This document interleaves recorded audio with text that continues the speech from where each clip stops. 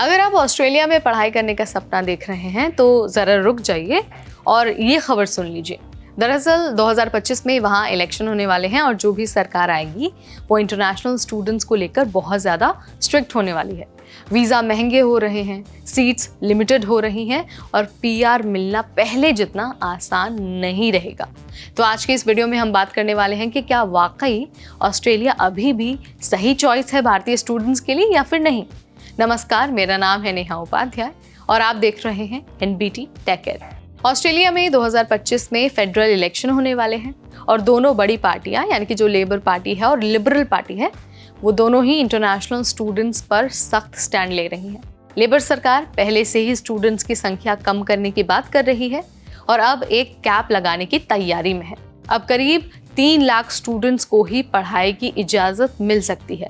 उधर अगर हम लिबरल पार्टी की बात करते हैं तो उनका कहना है कि इंटरनेशनल स्टूडेंट्स की वजह से हाउसिंग क्राइसिस हो गया है और जो भी नया पीएम बनेगा वो स्टूडेंट्स को रिस्पॉन्सिबल तरीके से कंट्रोल करेगा। मतलब सीधा वेलकम वाली बात अब शायद पुरानी हो रही है। अब आप सोच रहे होंगे भाई इसका सीधा असर इंडियन स्टूडेंट्स पर कैसे पड़ेगा। तो भाई देखिए 2024 में जो ऑफिशियल गवर्नमेंट की रिपोर्ट आई है उसके अनुसार 1.39 लाख इंडियन स्टूडेंट्स ऑस्ट्रेलिया में पढ़ रहे हैं, जो चाइनीज स्टूडेंट्स के बाद दूसरी सबसे बड़ी संख्या है।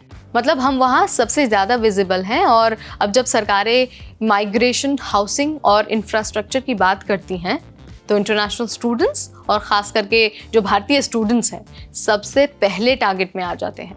अब ज़रा हम उन बदलाव के बारे में बात कर लेते हैं जो हाल ही में इम्प्लीमेंट किए गए हैं। तो देखिए वीज़ा की जो फीस है वो $710 से सीधा $1600 कर दी गई है और एक और बढ़त आने वाली है, मतलब $2000 तक ये फीस जा सकती है।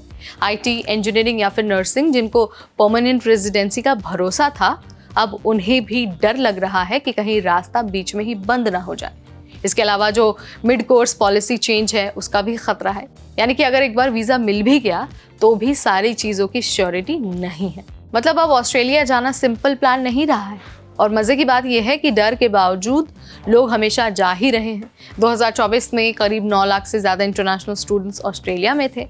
यूनिवर्सिटी लिविंग की रिपोर्ट कहती है कि 2025 के लिए एकोमोडेशन डिमांड अब भी बहुत हाई है, लेकिन टेंशन है कि हर कोई सोच रहा है कि ये डिमांड सस्टेनेबल है या फिर सिर्फ आखिरी लहर चल रही है। सो यहाँ पर भाई बात बहुत सिंपल है। अब आने वाला समय ऑस्ट्रेलिया में भी इमिग्रेशन के लिए टफ होने वाला है, खास तौर पर इंटरनेशनल स्टूडेंट्स के लिए।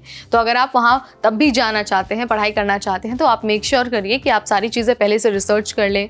आप जो ट्रस्टेड कंसल्टेंट हैं उन्हीं से बात करें, किसी तरह के फ्रॉड के चक्कर में फंसने की कोशिश ना करें और लेटेस्ट पॉलिसी जो भी है उसका अपडेट हमेशा चेक करते रहें। ऑफिशियल वेबसाइट पर आप जाकर चेक कर सकते हैं या फिर आप हमारे चैनल पर भी जुड़े रह सकते हैं। हम लगातार हर दिन इमिग्रेशन, स्टडी अब्रॉड और वर्क अब्रॉड से रिलेटेड हर छोटा बड़ा अपडेट तो आप तक पहुंचाते ही रहते हैं।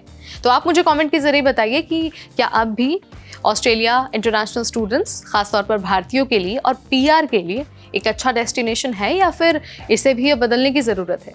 जो भी आप मानते हैं, आपका पॉइंट ऑफ व्यू जो भी है, let me know in the comment section. इस वीडियो में फिलहाल इतना ही। अगली बार फिर आएंगे नया अपडेट, नई जानकारी, नया वीडियो लेकर। तब तक मुझे यानी नेहा को दीजिए इजाज़त।